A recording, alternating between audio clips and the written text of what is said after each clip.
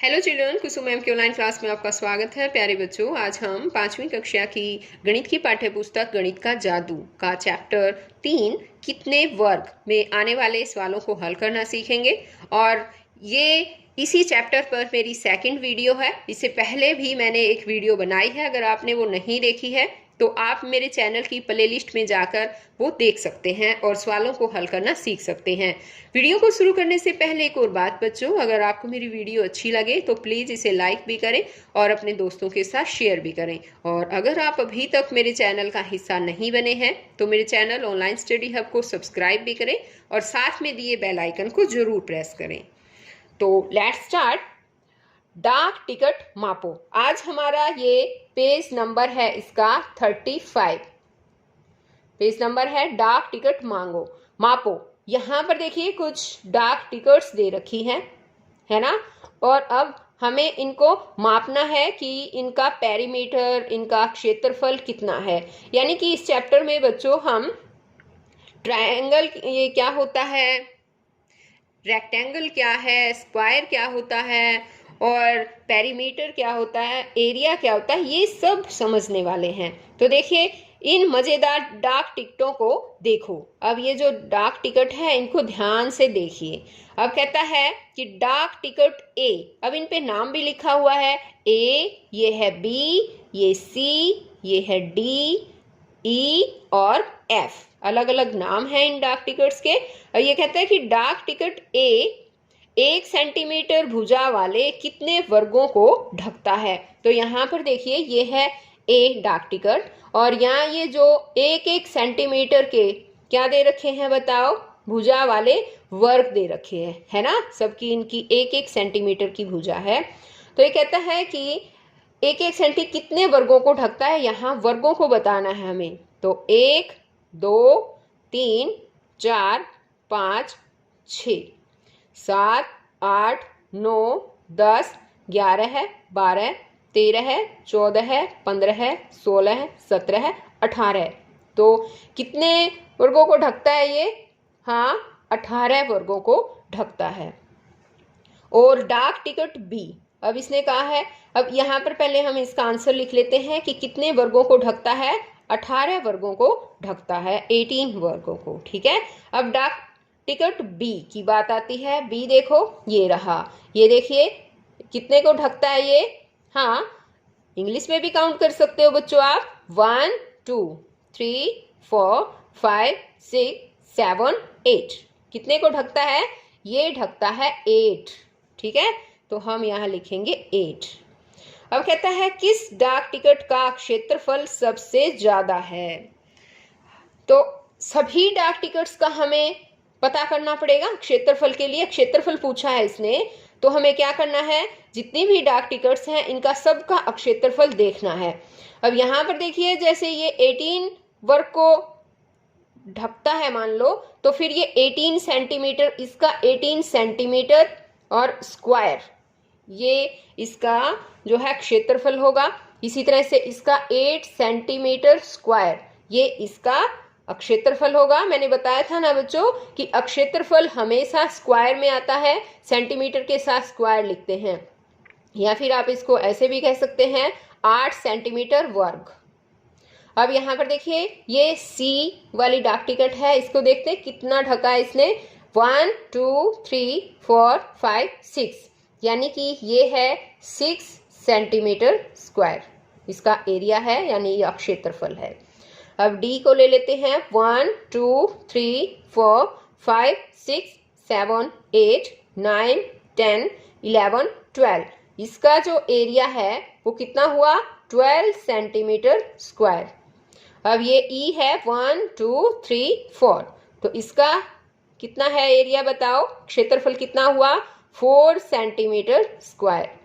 अब इसी तरह से एफ है, देखिए एफ डाक टिकट 1, 2, 3, 4, 5, 6, 7, 8, 9, 10, 11, 12 और इसका क्षेत्रफल हमें मापा है हमने 12 सेंटीमीटर स्क्वायर।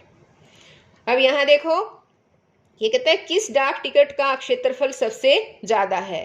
किसका ज्यादा है बताइए? हाँ, ये 18 सेंटीमीटर, 8, 6 किसका ज्यादा हुआ? डाक टिकट ए का है ना? तो हम यहाँ लिखेंगे ए।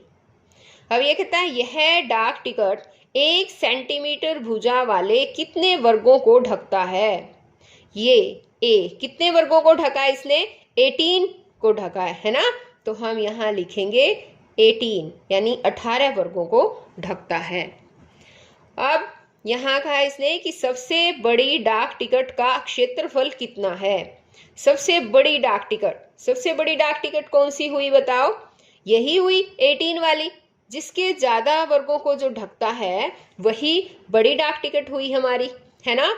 इसलिए यहाँ हम लिखेंगे 18 वर्ग सेंटीमीटर। देखो इसने लिख रखा है ना, तो क्षेत्रफल हमेशा सेंटीमीटर, वर्ग सेंटीमीटर में ही आता है, इसके साथ वर्ग जरूर लगाते हैं। और इंग्लिश में अगर लिखना हो आपको तो सेंटीमीटर स्क्वायर भी लिख सकते हैं, या फिर आप ऐसे भी लिख सकते हैं स्क्वायर सेंटीमीटर। ओके, अब यहाँ देखो कि कौन से दो डाक टिकटों का क्षेत्रफल एक जैसा है। दो डाक टिकटें जिनका क्षेत्रफल देखिए, अब एक इसका 8 है, इसका 6 है, इसका 12 और 4 और ये 12, यानी कि 12 और ये भी 12 है ना? तो डाक टिकट डी और एफ इन दोनों का इक्वल है, 12 सेंटीमीटर इसका है और 12 सेंटीमीटर स्क्वायर ही इसका है ना? तो हम क्या लिखेंगे? D and F. यहां पर लिखेंगे डी और एफ। अब है हरेक डाक टिकट का क्षेत्रफल कितना है? हरेक डाक टिकट का क्षेत्रफल पूछा है इसने, तो हरेक का तो मैंने बताया आपको बच्चों।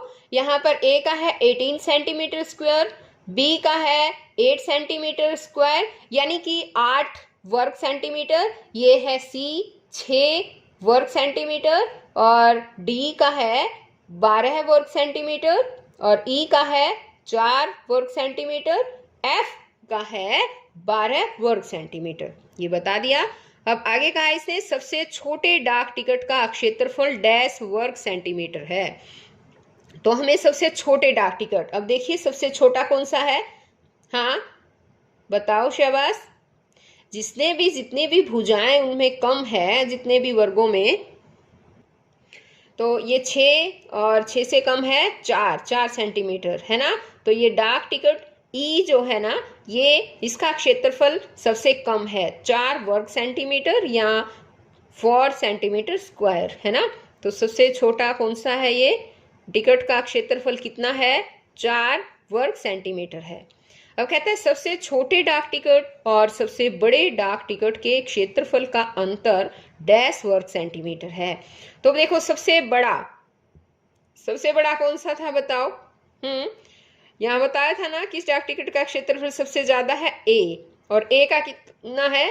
18। तो 18 और छोटे का कितना है? बड़े का देखो है 18, और यहाँ पर सबसे छोटे का है 4 यानी 4, और बड़े का है 18। तो इन दोनों में अंतर कितना है? कैसे निकालेंगे हम? 18 में से 4 निकाल देंगे, कितना आ जाएगा बताओ? 14 है। तो इनका क्षेत्रफल का अंतर कितना होगा? इनके बीच 14 वर्ग सेंटीमीटर का अंतर होगा।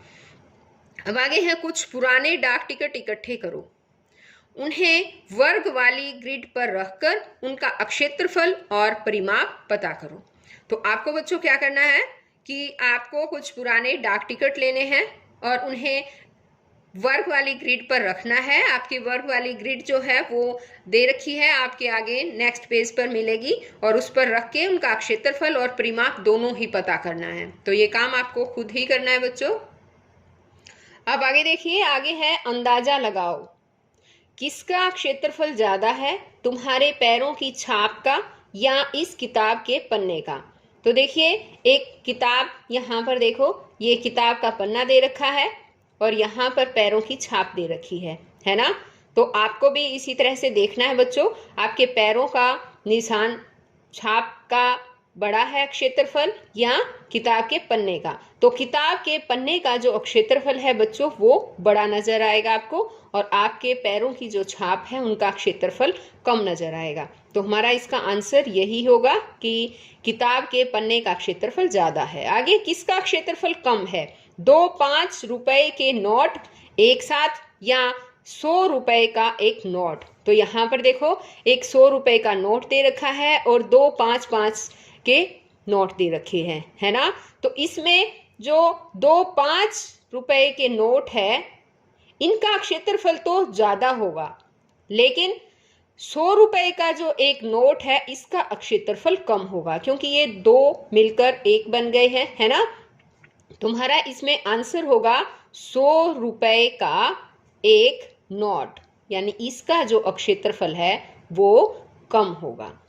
आगे है 10 रुपए के नोट को ध्यान से देखो, क्या इसका क्षेत्रफल 100 वर्ग सेंटीमीटर से ज्यादा है? तो 10 रुपए का नोट देखो बच्चों, ये रहा, है ना। 10 रुपए के नोट को ध्यान से देखो और बताओ मुझे, क्या आपको लगता है कि इसका क्षेत्रफल 100 वर्ग सेंटीमीटर से ज्यादा होंगे? यानी कि यहाँ पर जो हम वर्ग बनाए, टोटल वर्ग इस पर 100 सेंटीमीटर से ज्यादा बन जाएंगे, 100 वर्ग बन जाएंगे, इससे ज्यादा नहीं बन पाएंगे, है ना। तो इसका क्षेत्रफल 100 वर्ग सेंटीमीटर से ज्यादा होगा क्या? नहीं होगा, है ना। आगे है, क्या नीली आकृति का क्षेत्रफल पीली आकृति के क्षेत्रफल से ज्यादा है? क्यों? अब यहाँ पर देखो दो आकृतियां दे रखी हैं, ये पीली वाली आकृति और ये नीली आकृति। तो हमने इसमें क्या देखा बच्चों कि ये एक ट्रायंगल है ना। एक ये ट्रायंगल, इसमें दो ट्रायंगल है ना, और एक ट्रायंगल ये है, एक ये है, तो दो ट्रायंगल ही इसमें भी है। लेकिन अंतर क्या है, इसमें ट्रायंगल को इस तरह से रख के एक स्क्वायर की शेप दे दी गई है, यानी एक वर्ग बना दिया है ना, और इसको एक ट्रायंगल बना दिया है। लेकिन अगर हम इसको ठीक ढंग से लगा दें तो ये भी सेम क्या बन जाएगा, अगर इसको हम आकृति को अगर यहाँ पर ऐसे आकृति को लगा दें यहाँ पर, तो फिर ये भी एक स्क्वायर बन जाएगा, और स्क्वायर स्क्वायर जो है एक जैसे हो गए, तो स्क्वायर का जो क्षेत्रफल होता है वो सेम होगा, ठीक है। अब इसने कहा था क्या नीली आकृति का क्षेत्रफल पीली आकृति के क्षेत्रफल से ज्यादा है? नहीं, ज्यादा नहीं होगा, इनका सेम ही होगा। आगे का क्या पीली आकृति का परिमाप नीली आकृति के परिमाप से ज्यादा है? क्यों? तो बच्चों यहाँ पर तो क्षेत्रफल पूछा था इसने, क्षेत्रफल होता है अंदर का जो एरिया है, ठीक है।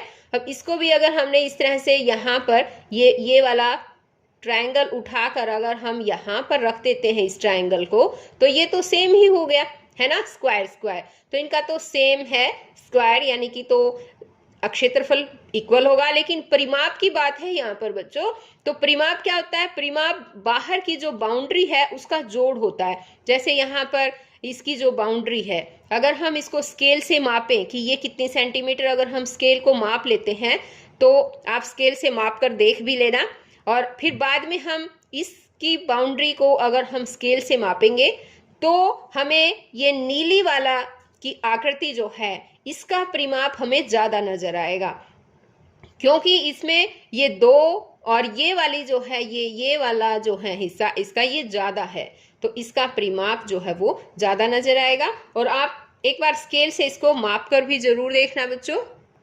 अब आगे है, मेरा हाथ कितना बड़ा, अपनी हथेली को अगले पृष्ठ पर चौकोर खानों पर दिखाओ।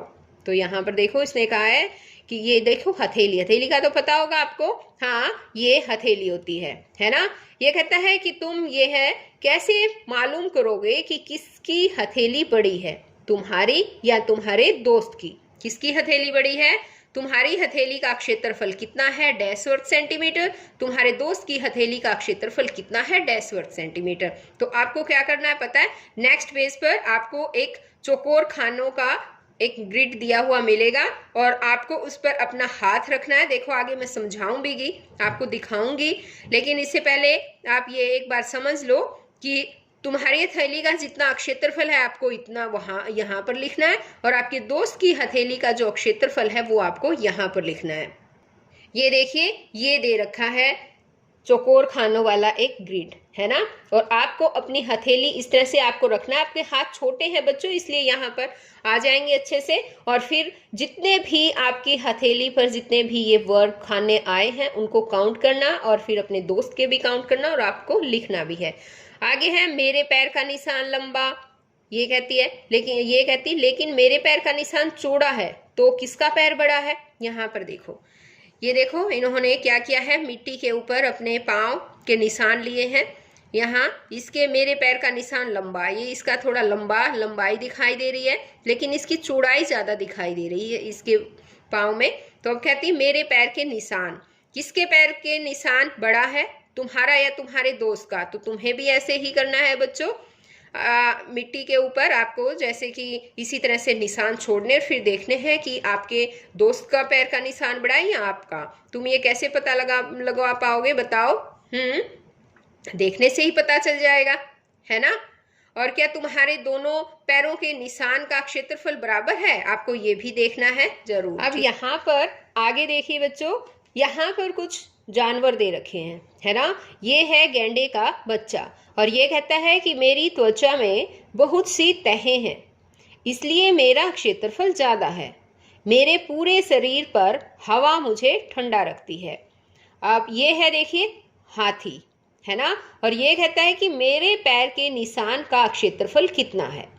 तो यहाँ पर देखिए, यहाँ पर ये हाथी का पैर का निशान दिखा भी रखा है, और हाथी के पैर का निशान तो बड़ा होता है ना। अब आगे यहाँ पर देखो, ये चींटी है, और ये यहाँ पर इस साइड भी देख सकते हैं आप। यहाँ पर देखो, हाँ, एक बर्ड भी दे रखा है। ये कहती है कि मेरे पैर के निशान का क्षेत्रफल कितना है। तो देखिए चींटी के पैर का निशान तो देखिए बिल्कुल छोटा छोटा है ना, और ये यहाँ पर दे रखा है निशान इस बर्ड का।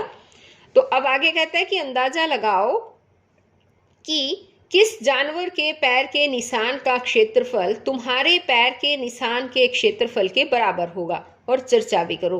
तो देखो हाथी के पैर का निशान तो बड़ा होता है ना, हमारे पैर के निशान के जितना नहीं होगा, बहुत बड़ा होगा उससे, है ना। और इनका बिल्कुल छोटा छोटा है, तो ये भी नहीं हो सकता।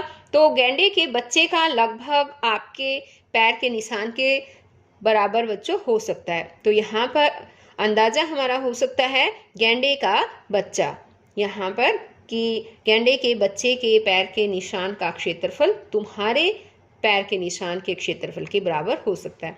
आगे है कुछ जानवरों के पैरों के निशान असली नाप में नीचे दिए गए हैं, उनके पैरों के निशान के क्षेत्रफल का अंदाजा लगाओ।